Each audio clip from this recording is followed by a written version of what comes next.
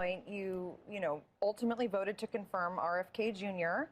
As secretary, and then you also recently cleared the way for Erica Schwartz's confirmation as CDC director. Do you regret those decisions?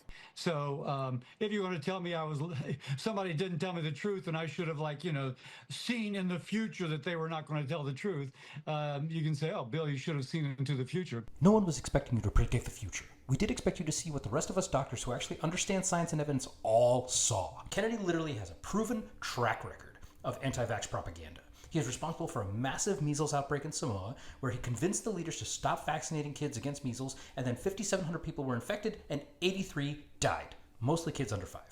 He wrote a book in 2021, well before this hearing, which is just a collection of conspiracy theories and lies about Dr. Anthony Fauci. He's made most of his money thanks to his organization, the deceptively named Children's Health Defense, where he lines his pockets through lawsuits against vaccine manufacturers and spreading anti-vax propaganda, taking money from people who are already suffering.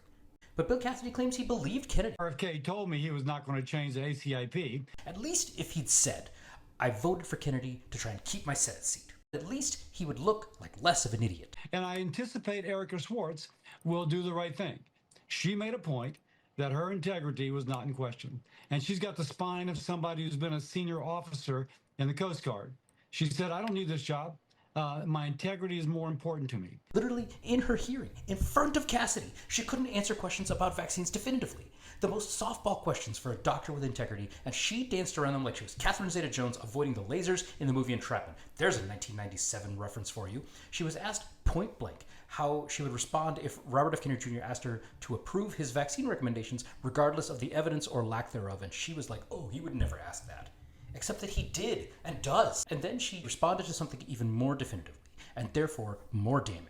You have my commitment. Abortion surveillance is absolutely a critical component of what the CDC is currently doing to also make sure that certain states are not conflating emergency services and hiding abortions in that emergency services case definition.